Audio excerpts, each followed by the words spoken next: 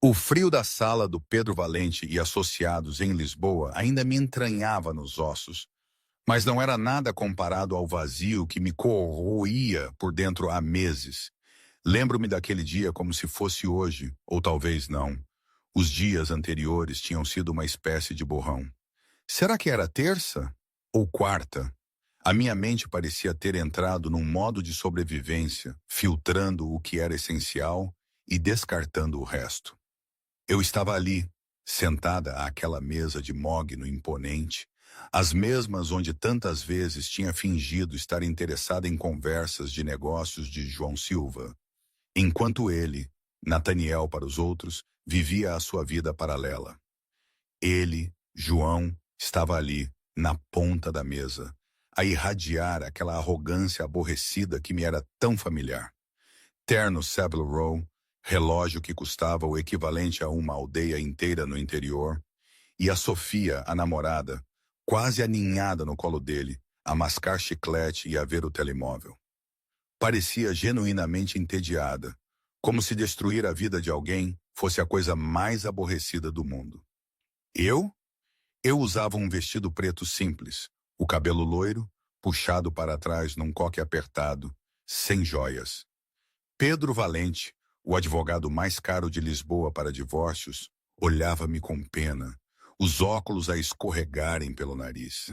Eles pensavam que eu era apenas uma mulher derrotada, pronta para capitular. Coitados, mal sabiam que eu estava a ponto de puxar o pino de uma granada. Vamos despachar isto, Pedro, João disse, verificando o relógio. Tenho um tea time na Quinta do Lago daqui a 4 horas e o jato está à espera na pista. Ela percebeu os termos? Os termos. Oh, sim, eu percebera. 100 mil euros. Sim, 200 mil dólares parecia ridículo em Lisboa. Então, para mim, foram 100 mil euros. Um montante de pacotinho para esquecer 10 anos da minha vida. A senhora Silva, como já discutimos, Pedro começou, a voz a pingar com descendência. O acordo pré-nupcial que assinou há uma década é inquebrável. Recebe um montante fixo de 100 mil euros, desocupa imediatamente o apartamento no Chiado e renuncia a todos os direitos de pensão de alimentos. Em troca, o Sr. Silva concorda em não procurar danos reputacionais relativamente ao incidente em Vila Moura. Vila Moura, sim, aquele incidente fabricado por João, espalhado pelos tabloides sobre a minha suposta incapacidade de beber, tudo para me desacreditar antes de formalizar o divórcio. Uma jogada clássica dele, pintar a mulher como instável para que o marido pareça um santo por a ter aturado. Eu permaneci em silêncio, os olhos a moverem-se do maço de documentos para o rosto de João. Ele nem sequer me olhava. Sussurrava algo no ouvido de Sofia que a fez rir de forma estridente. Que falta de respeito, a desgraçada. Ana! Pedro insistiu, a voz cheia de aviso. Compreende? Se não assinar agora, João retira a oferta.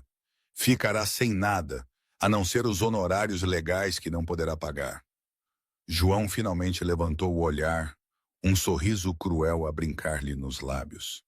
Assina logo, Ana. Não te faças de patética. Sabes que não podes ganhar contra mim. Eu sou o dono desta cidade. Sou o dono da imprensa.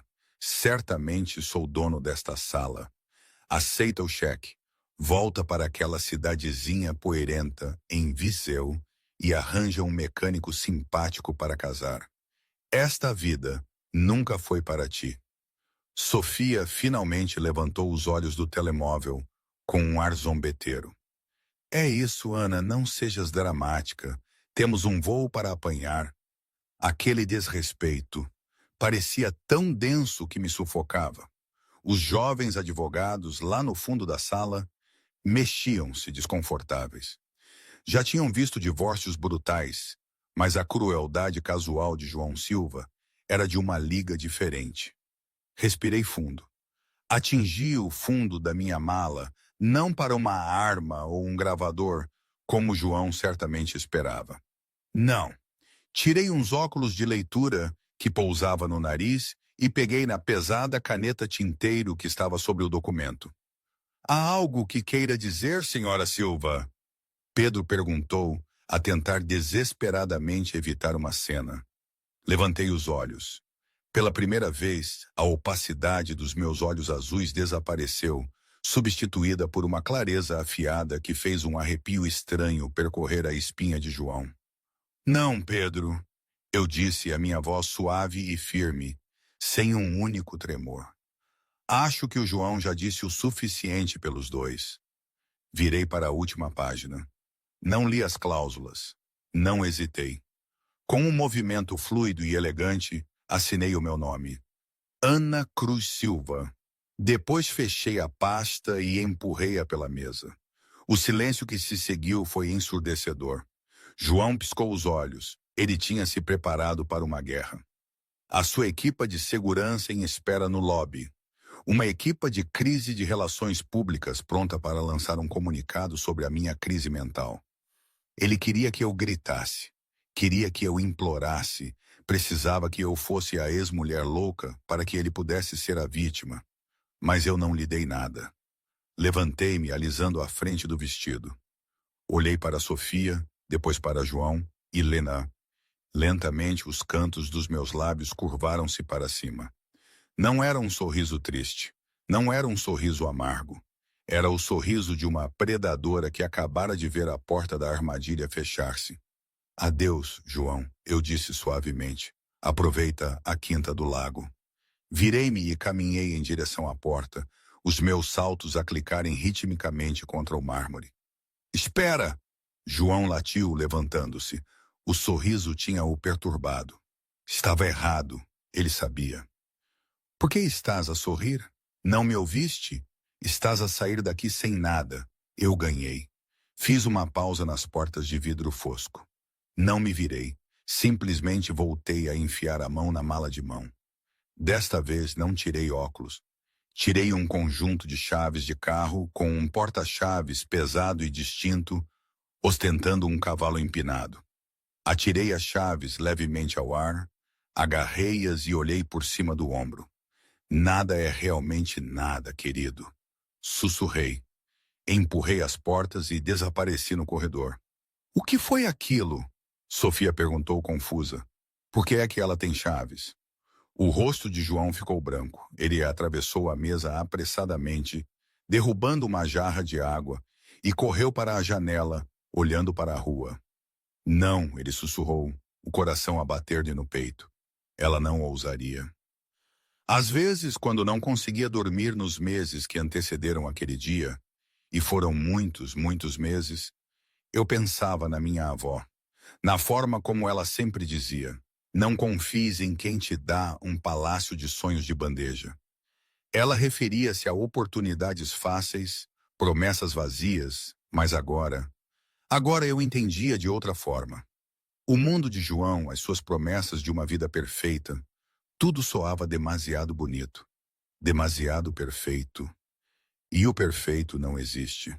Isso tinha me custado 10 anos para aprender. 10 anos num aquário dourado, a ver-me a apagar, pedaço por pedaço. Aquela vida nunca tinha sido para mim, como ele dissera. Mas isso não significava que eu não a pudesse desmantelar. O calor da tarde de Lisboa atingiu-me quando saí do arranha-céus para a Avenida da Liberdade. Mas não senti nada a não ser uma libertação fresca e revigorante. A sinfonia caótica de táxis a buzinar e pedestres a gritar soava como música. Caminhei propositadamente em direção à zona de estacionamento VIP, bem em frente ao escritório de advocacia. Ali, a brilhar sob a luz do sol como uma besta de prata líquida, estava o Ferrari 250 GTO. Não era apenas um carro. Era o carro. A coleção de carros de João Silva era famosa, avaliada em milhões. Mas o GTO de 1963 era a joia da coroa. Ele tinha passado 3 anos a negociar a compra com um colecionador recluso na Áustria. Ele tratava daquele carro melhor do que me tratava a mim. Nem sequer o conduzia. Limitava-se a transportá-lo para exposições para ganhar prêmios. Depois fechava-o numa câmara com controlo climático. Hoje, no entanto, ele tinha o conduzido para a assinatura. Era um golpe de poder. Queria ostentar a sua riqueza para me mostrar exatamente do que eu estava a abrir mão. Tinha-o estacionado bem em frente, pagando 1.000 euros ao manobrista só para o vigiar, para que quando eu saísse do edifício, quebrada e sozinha, tivesse que passar pelo símbolo da sua vitória final. Os dois manobristas estavam de guarda junto ao capô prateado. Quando me viram aproximar, enrijeceram. Senhora Silva, um deles disse acenando educadamente. Podemos chamar-lhe um táxi? Não é preciso, Tiago, eu disse a voz leve. Levantei o porta-chaves. Tiago olhou para a chave, depois para o edifício, depois para mim. Minha senhora, o senhor Silva deu-nos instruções rigorosas. Ninguém toca no GTO, especialmente não... Bem, ele disse que é o único a conduzi-lo.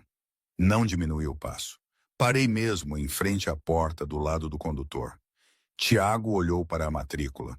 O manobrista franziu a testa e olhou para baixo.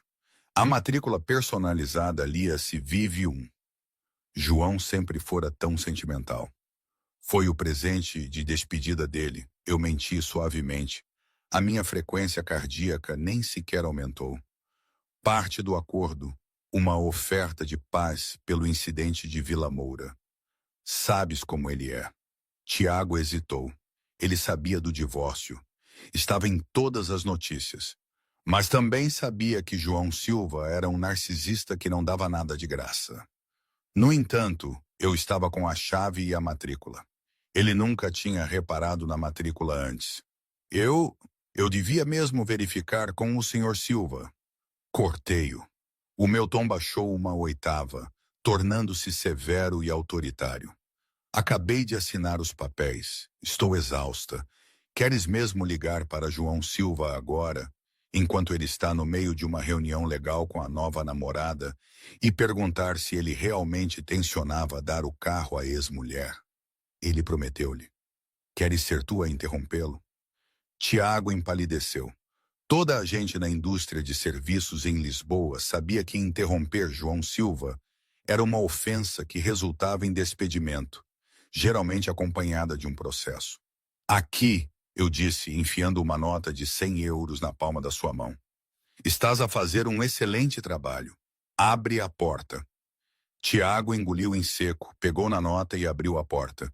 Deslizei para o banco de balde de couro vintage. O cheiro de dinheiro antigo, gasolina e couro italiano preencheu os meus sentidos. Era o cheiro da vitória. Inseri a chave na ignição. O motor roncou, um rugido gutural e agressivo que fez toda a gente virar a cabeça na rua. Lá em cima, no 40º andar, João Silva estava com o rosto colado ao vidro, a sua respiração a embaciar a janela. Isso é... Pedro Valente franziu os olhos. É o GTO? Aquela... A voz de João ficou estrangulada na garganta. Aquela bruxa. Ele assistiu horrorizado enquanto a besta prateada se afastava do passeio. Não apenas o conduzi. Eu fugi com ele. Os pneus guincharam, deixando uma marca de borracha queimada no asfalto imaculado. Entreguei-me sem esforço ao trânsito, cortei um táxi amarelo e disparei pela Avenida da Liberdade. Liga para a polícia! João gritou, virando-se o rosto de um tom roxo que combinava com a sua gravata. Pedro, liga para a PSP.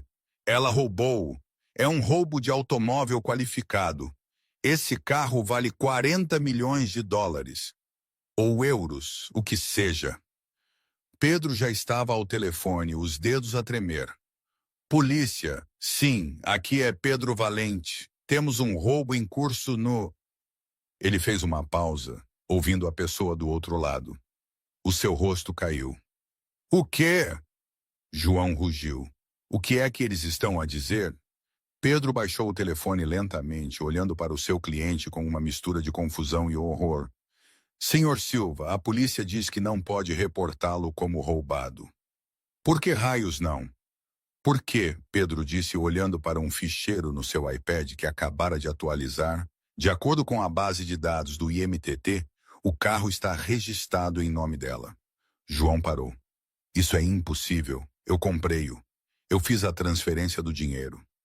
Fez a transferência do dinheiro da conta conjunta das Cayman Holdings. Pedro sussurrou, percebendo a gravidade do erro. E, se bem me lembro, para ocultar o ativo do fisco no ano passado, colocou o título em nome de uma empresa de fachada. Sim, Sterling Vistos Elida, João gritou. Não, senhor, Pedro corrigiu, o suor a escorrer-lhe pela testa. Pediu-me para o colocar na entidade mais segura possível para que os auditores não o encontrassem. Colocou-o no fundo VC. Os joelhos de João cederam. Ele caiu na cadeira de couro. Fundo VC, fundo Ana Cruz. Ele tinha o criado 5 anos antes como um paraíso fiscal, nomeando-me a única beneficiária porque pensava que eu era demasiado estúpida para verificar as finanças. Pensava que eu era apenas uma esposa troféu que assinava qualquer papel que ele me punha à frente. Tinha escondido o seu ativo mais valioso em meu nome para poupar nos impostos, com toda a intenção de o transferir de volta antes do divórcio. Mas ele tinha se esquecido. E eu não. Momento, aqui tenho de parar um pouco. O absurdo de tudo isso ainda me faz rir às vezes, mesmo agora. Quer dizer, pensem bem, um homem bilionário, astuto, que se julga o rei do mundo, esquece-se de um detalhe tão crucial por pura e desavergonhada arrogância. Ele acreditava que eu era tão inútil, tão desinteressada, que nunca olharia para os documentos que ele me punha à frente. Era a personificação da condescendência. No fundo, é como se ele próprio tivesse plantado a semente da sua própria queda e depois simplesmente não se lembrasse onde a tinha posto. Na minha terra, lá em Viseu, diríamos, quem cospe para o ar, na cara lhe cai. Mas essa era uma coscuspida de 40 milhões de euros, e em vez de lhe cair na cara, caiu-lhe em todo o império. Que ironia do destino, ou melhor, que justiça poética. Ninguém está imune à própria estupidez, por mais dinheiro que tenha. Mas talvez seja por isso que o dinheiro cega tanto, não é? Dá uma falsa sensação de invencibilidade.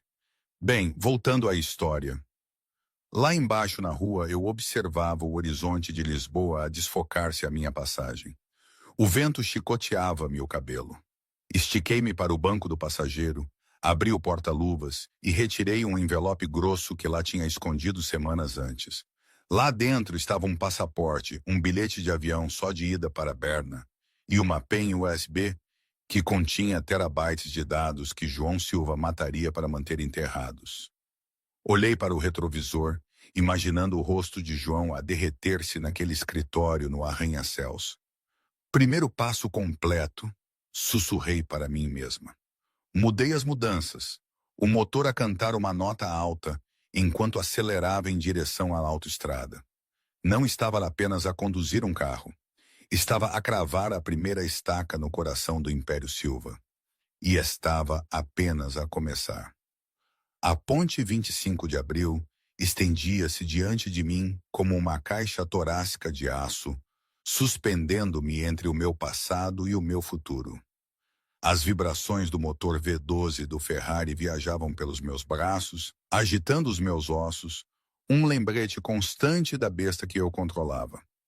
A 100 km/h, o carro estava praticamente ao ralenti. A 130 km/h, começou a cantar. Mantive os olhos na estrada, mas a minha mente reproduzia os últimos 3 anos da minha vida em alta definição. A lenta percepção de que estava a ser posta de lado. A forma como João parava de falar quando eu entrava na sala. A descoberta do segundo telemóvel. A descoberta do terceiro telemóvel. Verifiquei o retrovisor. Sem sirenes, sem SUVs pretos, ainda não. João não era estúpido. Não chamaria a polícia novamente. Ele sabia que arrastar a PSP para isto significaria apresentar relatórios. E apresentar relatórios significava criar um rasto de papel sobre a propriedade do carro. Um rasto de papel que levaria o fisco diretamente ao fundo VC e aos 40 milhões de euros de ativos não declarados escondidos nele. Não, João ligaria para Diniz. O pensamento fez-me apertar o volante de madeira. Diniz era o chefe da segurança privada de Silva, um ex-militar contratado que se especializava em recuperação de bens e gestão de reputação. Ele não fazia perguntas e não seguia a lei. Saí em direção à margem sul, o coração a bater um ritmo contra as minhas costelas que correspondia ao RPM do motor. Eu precisava de sair do mapa e precisava de o fazer rápido. De volta à sala de reuniões gelada em Lisboa, a atmosfera mudara de choque para um pânico silencioso e aterrador. João Silva estava a percorrer a sala, o telefone encostado ao ouvido, os nós dos dedos brancos. Sofia estava sentada num canto, esquecida, a roer uma unha nervosamente. Tinha parado de rolar o Instagram. A realidade de que o seu namorado bilionário estava atualmente a desmoronar-se era bastante sóbria. Não me interessa como o fazes, Diniz. João sibilou ao telefone, virando as costas para a janela. Encontra o carro. Ela está no GTO. Tem o localizador de fábrica, mas ela pode ter desativado o low jack. Não, ela não é tão inteligente. Apenas encontra o sinal. Ele fez uma pausa, ouvindo a voz rouca do outro lado. E Diniz? João acrescentou, a sua voz baixando para um sussurro que fez Pedro, o advogado, estremecer. Quando a encontrares, traz-me a mala. O carro importa, mas a mala que ela tirou do porta-luvas. Isso importa mais. Faz o que tiveres de fazer. Desligou e atirou o telefone para a mesa de mogno. Deslizeu pela superfície polida e parou a centímetros da mão de Pedro. Senhor Silva, Pedro disse timidamente, enxugando o suor do lábio superior. Se esse carro está realmente em nome dela, tecnicamente ela não cometeu um crime. Se o Diniz a interceptar e usar força... Cala-te, Pedro! João rugiu, batendo com as mãos na mesa. As veias do seu pescoço saltavam. Achas que me importo com as tecnicalidades? Sabes o que estava naquela penha USB no porta-luvas? Pedro abanou a cabeça, aterrorizado. João foi até a janela, olhando para as formigas a rastejar pela Avenida da Liberdade. Todo o livro razão do projeto Obsidiana. Cada suborno pago a membros da Câmara Municipal para o novo negócio do estádio. Cada transferência offshore para as contas das Cayman. A sua voz tremeu ligeiramente. Se essa pen chegar ao procurador, não só perco a minha empresa. Vou para uma prisão federal por 20 anos. A sala ficou mortalmente silenciosa. Até Sofia parou de roer a unha. Ela jogou o jogo longo. João sussurrou, a percepção atingindo-o como um golpe físico. Ela não queria apenas um divórcio. Ela sentou-se ali durante anos a servir-me uísque, a receber os meus jantares, a sorrir como uma idiota. E estava a documentar tudo. 40 minutos depois, eu estacionava o Ferrari num parque industrial empoeirado e indescritível no Montijo. A unidade era a número 404. Erro. Não encontrado. Tão apropriado. Tinha alugado esta unidade há 6 meses, pagando em dinheiro, usando uma peruca e óculos de sol. Digitei o código no teclado. A data do meu casamento. Uma piada amarga que guardava para mim. E a porta de metal enferrujada abriu-se com um guincho. Conduzi o Ferrari prateado para dentro. O espaço era apertado, cheirava a cimento úmido e óleo de motor. Sentado no canto da unidade, coberto por uma lona cinzenta, estava a minha cápsula de fuga. Um Honda Civic de 2015 com 120 mil quilômetros no conta-quilômetros, comprado a um vendedor particular no OLX por 4.000 euros em dinheiro. Desliguei o motor do Ferrari. O silêncio que se seguiu foi pesado. Sentei-me ali por um momento, as mãos a tremer no volante. A adrenalina estava a desvanecer, substituída pelo peso esmagador do que acabara de fazer. Tinha declarado guerra a um homem que destruía pessoas por desporto. Abri a porta e saí. Passei a mão pela curva do paralamas do Ferrari uma última vez.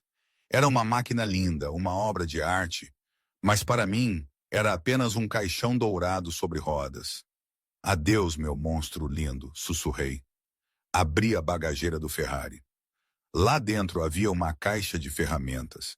Tirei uma chave de fendas e caminhei para a traseira do carro. Com mãos firmes, desaparafusei a matrícula personalizada Vive-1. Atirei a matrícula para o banco traseiro do Honda. Depois fiz a coisa mais difícil. Abri o porta-luvas, tirei a pen USB, o meu passaporte e o maço de dinheiro. Deixei as chaves do Ferrari no banco do condutor. Caminhei até o Honda, tirei a lona e entrei. Cheirava a cigarros velhos e a ambientador de baunilha, um contraste marcante com o couro italiano que acabara de deixar. Mas quando o motor engasgou e ligou, soou a segurança. Saí de marcha atrás com o Honda, fechei a porta da garagem e tranquei-a. Enquanto me afastava, fundindo-me com o fluxo anônimo do trânsito na autoestrada, eu não era a senhora João Silva, a socialite. Eu não era ninguém, e ser ninguém era a coisa mais segura que eu poderia ser. A noite caíra sobre Lisboa, transformando o horizonte numa fila irregular de dentes iluminados. Diniz estava no centro do parque industrial no Montijo. Era um homem feito de ângulos afiados e tecido cicatricial, vestindo um casaco tático preto que se misturava nas sombras.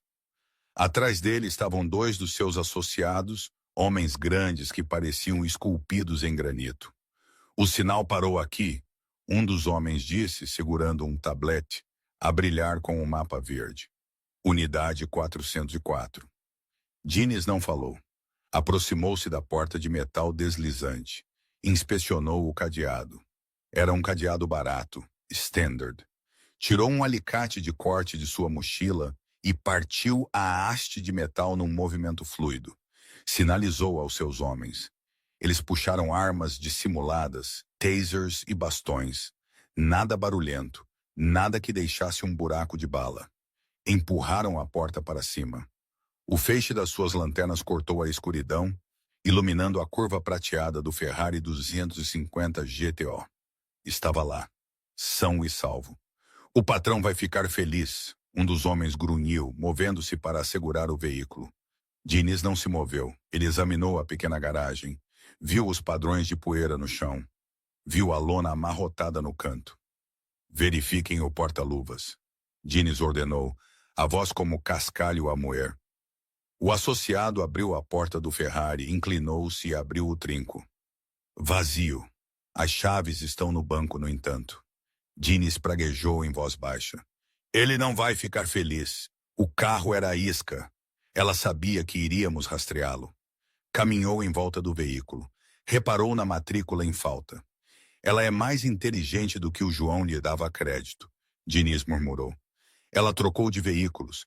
Verifiquem os rastros de pneus na poeira. Pneu fino e estreito. Provavelmente um sedã, um carro econômico, algo que desaparece. Tirou o telemóvel. Tinha de fazer a chamada que ninguém queria fazer para João Silva. Temos o carro, Diniz disse quando João atendeu a primeira campainha. E a Ana? A voz de João estava alta, tensa de stress. Tens a pen? Ela foi-se, senhor. O carro era um chamariz. Ela trocou de veículos. Está a monte. Um som de vidro a estilhaçar-se veio pela linha telefônica. João tinha atirado algo. Encontra a Diniz. Ela não tem dinheiro, não tem cartões de crédito. Congelei tudo há 1 hora. Não pode ir longe. Diniz olhou para o espaço vazio onde o Honda estivera. Com todo o respeito, senhor, se ela planeou esta troca de carros, provavelmente tem dinheiro. Ela não está a fugir como uma esposa assustada. Está a fugir como uma agente. Então caça-a como uma. João gritou e desligou.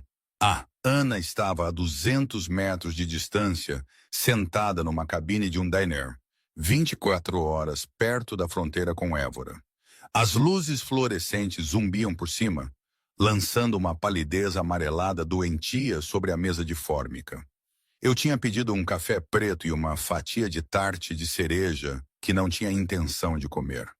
O meu telemóvel, Um flip phone descartável que comprara num posto de gasolina estava na mesa.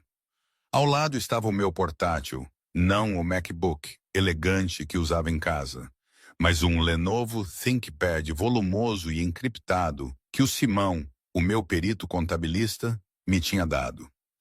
Liguei a pen USB ao portátil. O ecrã piscou e depois o diretório de ficheiros abriu. Pasta Contas Cayman. Pasta Subornos da Câmara. Pasta João Pessoal. Abri a pasta de dinheiro sujo. Não eram apenas números. Eram fotos, scans de notas manuscritas, recibos de hotéis em Vila Moura, Paris e Milão. Datas que coincidiam com viagens de negócios onde João alegava estar sozinho. Mas mais profundo do que os casos, havia os e-mails. E-mails entre João e um empreiteiro, sobre a integridade estrutural do seu mais recente projeto de arranha-céus na Torre do Parque, em Lisboa. Cliquei num PDF datado de 3 meses atrás. Assunto: relatório de densidade de betão, reprovado. De engenheiro estrutural para N. Silva. Senhor Silva, a mistura de betão que estamos a usar é de qualidade inferior. Não cumpre o Código de Segurança 4B.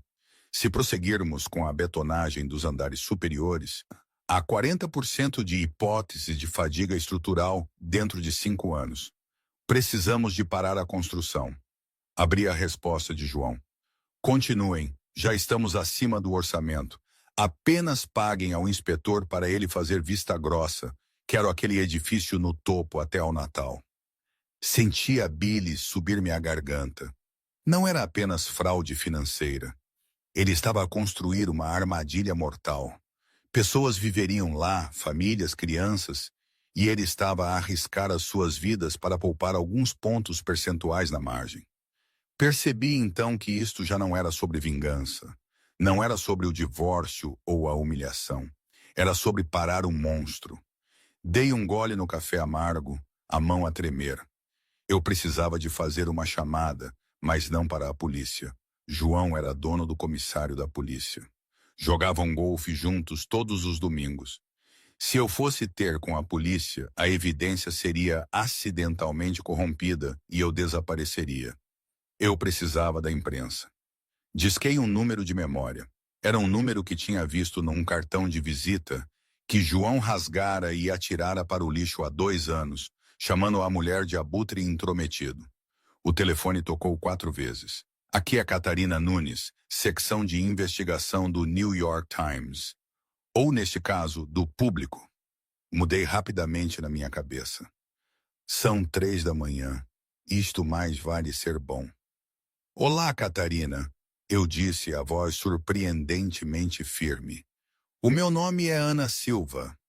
Houve uma pausa na linha. O ruído de lençóis. Catarina estava lá a acordar depressa. A Ana Silva, aquela que acabou de roubar um carro de 40 milhões de euros? Eu não o roubei, é meu. Corrigi. Mas essa não é a história que quer. Que história é que eu quero? Catarina perguntou, o tom mudando de aborrecido para faminto.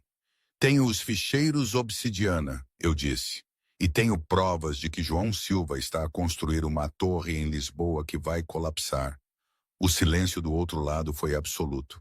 Onde estás? Catarina perguntou. Não te posso dizer, eu disse. Ainda não. Preciso de saber que o podes imprimir. Preciso de saber que os advogados dele não podem matar a história antes de chegar à edição da manhã. Se tens as provas, Catarina disse, a voz dura como aço, eu imprimo-as na primeira página da edição de domingo. Não me interessa quantos advogados ele tem, mas preciso de ver os documentos. Vais tê-los, eu disse, mas preciso de um favor primeiro. Diz. Preciso que descubras onde está a Sofia, a amante dele, neste momento. Por quê? Catarina perguntou confusa. Olhei pela janela do diner para a noite escura. Porque o João não se importa com a lei. Ele importa-se com o ego dele.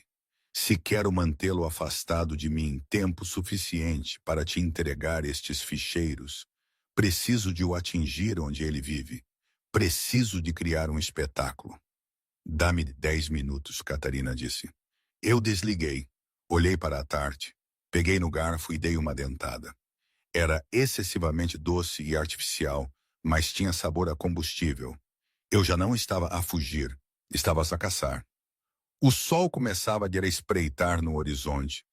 Os tentobenham, os estações, pintando o céu em tons roxos e alaranjados, quando estacionei o Honda Civic nos arredores de Cascais. Era uma cidade de jogo, um lugar de esperança desesperada e perda esmagadora, o cenário perfeito para o que eu estava prestes a fazer. O meu telemóvel vibrou. Era uma mensagem de Catarina Nunes, a repórter do Público. O Casino Estoril, Suite Penthouse B. Ela está lá com um grupo de amigos para um fim de semana de pré-celebração. João deve juntar-se a eles esta noite de helicóptero. Fixei o ecrã. Claro, João era tão arrogante, tão certo da sua vitória, que tinha enviado a amante à frente para começar a festa, enquanto ele limpava a confusão com a sua esposa. Ele tratava as pessoas como inventário. Simplesmente tinha reposto-a à prateleira. Eu precisava de um disfarce. O coque loiro e o vestido preto eram demasiado reconhecíveis para um andar de casino, onde as câmeras captavam todos os ângulos. Encontrei um hipermercado 24 horas e comprei tinta de cabelo barata, castanho claro, óculos de sol grandes demais, um par de jeans gastos e uma hoodie cinzenta. Na casa de banho apertada de um posto de gasolina, observei os meus caracóis loiros escurecerem no lavatório. À medida que a tinta pegava, Ana Silva desaparecia. No espelho, uma estranha olhava para trás, mais dura, mais cansada, mas com olhos que ardiam com um fogo gelado. Fui até ao Estoril. Não estacionei no serviço de valet. Estacionei na estrutura de estacionamento autosserviço, 3 níveis acima, perto da rampa de saída. Entrar no casino era um assalto aos sentidos, o tilintar das máquinas de slots, o cheiro a ar reciclado e perfume velho, o caleidoscópio de luzes. Mantive a cabeça baixa, movendo-me pela multidão como um fantasma. Não estava ali para jogar com fichas. Dirigi-me ao bar de alta roda, um ponto de vista que oferecia uma visão dos elevadores privados que levavam à suíte penthouse. Pedi uma água com gás e esperei. 3 horas se passaram. As minhas pernas doíam e a exaustão arranhava as margens da minha mente. Mas não me mexi. Então a vi. Sofia saiu do elevador privado, rodeada por uma comitiva de outras 3 raparigas que pareciam cópias carbônicas dela. Maquilhagem pesada, malas de grife e um ar de tédio arrogante. Elas riam alto e estridentemente, as suas vozes a cortarem o ruído ambiente. Estou a dizer-te, Sofia dizia, verificando o seu reflexo no ecrã do telemóvel. Ele disse que o acordo está feito. Está praticamente solteiro. No próximo mês vou ter um anel que fará o dela parecer um prêmio de pacote de bolacha. As amigas gritaram de alegria. Senti uma onda de raiva, mas suprimia. A raiva era desordenada. O cálculo era limpo. Observei o grupo a mover-se em direção às boutiques de alta gama que ladeavam o passeio do casino. Entraram numa joalharia. Segui, mantendo a distância. Observei pela montra enquanto Sofia experimentava um colar de diamantes posando para o espelho. Tirei o meu telemóvel descartável. Liguei para a recepção do Estoril, adotando a minha melhor voz de assistente atarefada. Olá, aqui é a Jéssica do escritório do Sr. Silva. Estou a tentar contactar a senhorita Sofia. É urgente, relativamente à chegada do Sr. Silva. Um momento, posso ligar-lhe para a suíte? A recepcionista disse. Não, ela não está na suíte. Eu disse rapidamente. Ela está na joalharia lá embaixo. Podia chamar a loja. Dizer-lhes que João Silva está na linha para ela. É uma surpresa. Claro. Desliguei e observei. Um momento depois, uma assistente de vendas aproximou-se de Sofia, entregando-lhe o telefone da loja. O rosto de Sofia iluminou-se. Afastou as amigas e pegou no telefone, virando as costas para a montra para ter privacidade. Vi a minha oportunidade. Entrei na loja. O guarda de segurança mal olhou para a mulher de hoodie cinzenta. Dirigi-me ao balcão onde a mala de Sofia, Sofia, uma Birkin de 3.000 euros, estava sem vigilância. Sofia estava a conversar ao telefone. Olá, Nate Baby. Não consigo ouvir-te. Enfiei a mão no bolso. Não tirei nada da mala. Adicionei algo. Deslizei um pequeno pedaço de papel dobrado para o bolso lateral aberto da mala. Depois, tão rapidamente quanto entrei, virei-me e saí. Sofia desligou o telefone, parecendo aborrecida. Não estava lá ninguém, provavelmente apenas má recepção. Virou-se para o balcão, agarrou na mala e atirou-a para o ombro, completamente inconsciente de que agora carregava uma bomba, não explosiva, mas social. Recuei para um banco fora da loja. Esperei que Sofia abrisse a mala. Aconteceu 10 minutos depois num café. Sofia estava a procurar o seu batom. Ela franziu a testa, tirando a nota dobrada. Abriu-a. Eu, a observar a 6 metros de distância, vi a cor esvair-se do rosto da rapariga. A nota dizia: sei do aborto no Porto no ano passado. João sabe. Era um risco enorme. Eu tinha encontrado um recibo de uma clínica no Porto, na pasta de dinheiro sujo, pago com o cartão de crédito de João. Mas a data não se alinhava com nenhuma das viagens de João. Alinhava-se com uma semana que Sofia passara lá com a sua prima. Se João tinha pago, ele sabia. Mas se Sofia tinha usado o cartão sem lhe dizer especificamente para que era, ou se o bebê não era de João. Sofia levantou-se, derrubando o seu café gelado. Ela olhou à sua volta freneticamente, os olhos arregalados de terror. Não estava à procura de um fantasma. Estava à procura de um chantagista. Pegou no telemóvel e discou um número. Não o de João. Sorri ironicamente. Apanhei-te. Se ela ligasse para João, o segredo estava seguro. Se ela ligasse para outra pessoa, estava a esconder algo. Sofia sussurrava furiosamente ao telefone. Alguém sabe? Eu não sei. Deixaram uma nota. Não, o Nate pensa que foi uma remoção de quisto. Se ele descobrir que foi do meu ex, ele mata-me. Gravei o visual do pânico no meu telemóvel. Não precisava do áudio. A linguagem corporal dizia tudo. A vida nova e perfeita que João estava a construir era baseada em mentiras, assim como os seus edifícios. Levantei-me.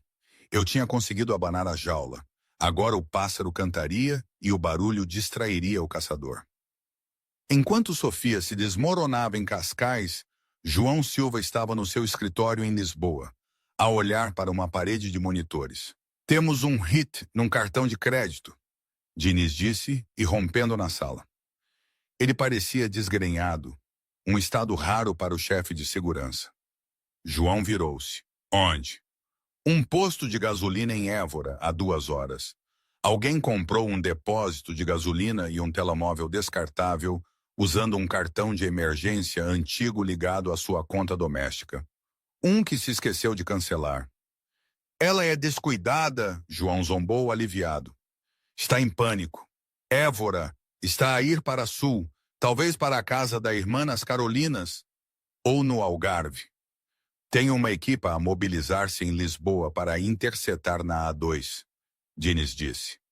Bom, sem polícia. Apenas traza para a casa de segurança na comporta e recupera aquela pen.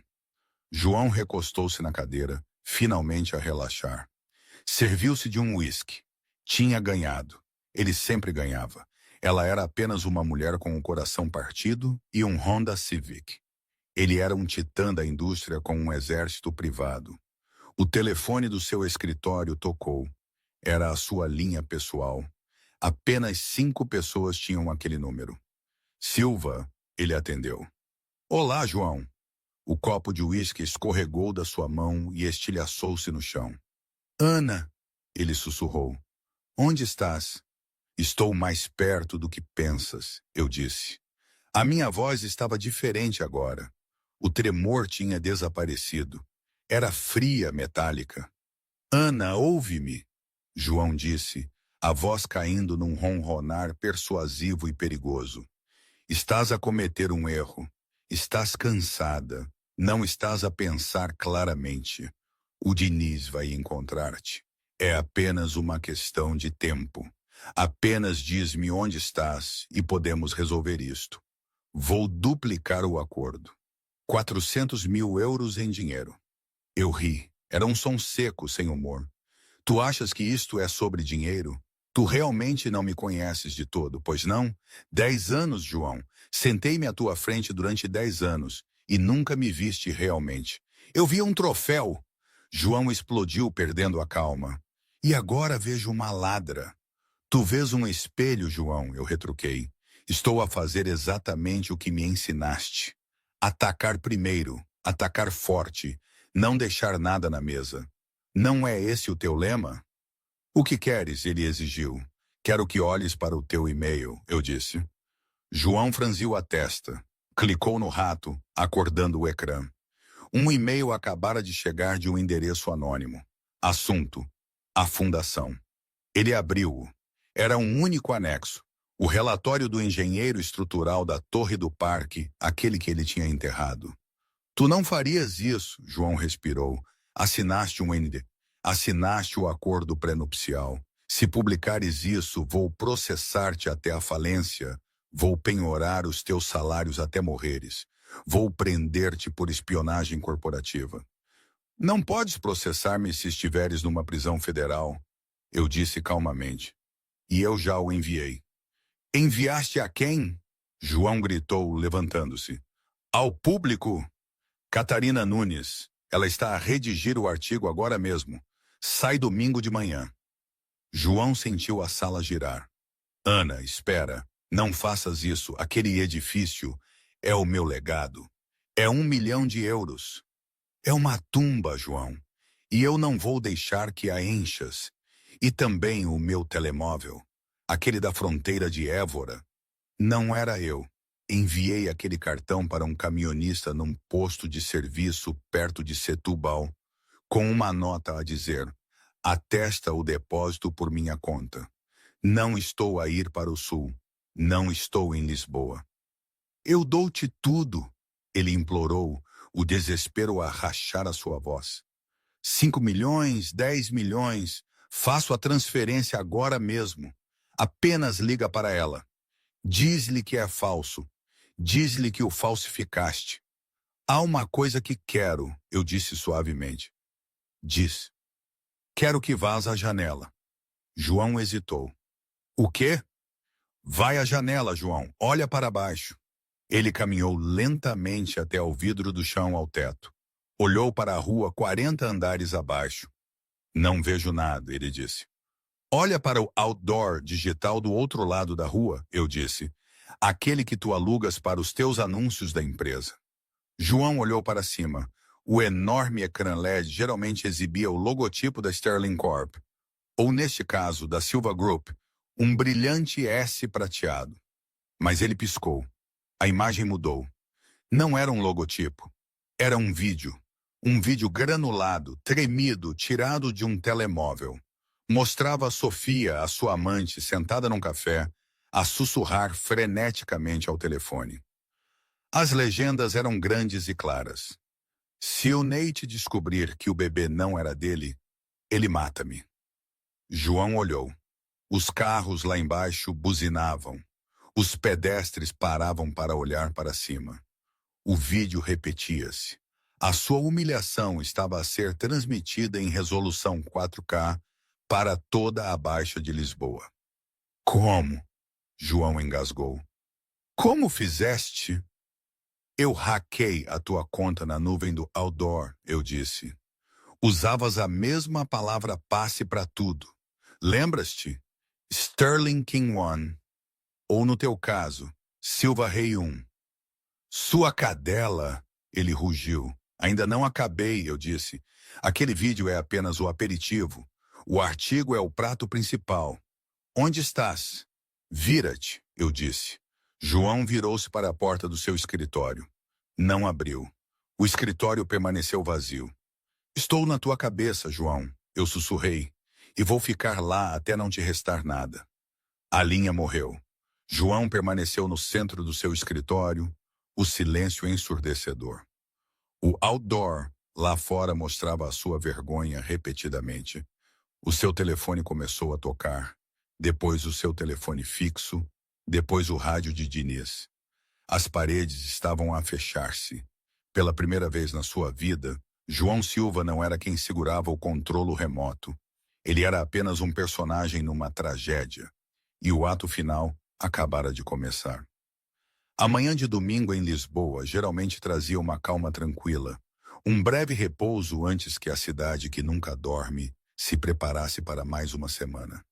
Mas neste domingo, o silêncio foi quebrado pelo baque de milhares de jornais pesados a atingir as soleiras das portas e o ping sincronizado de notificações a iluminar smartphones em toda a Avenida da República. A manchete do público estava impressa em tinta preta ousada e implacável.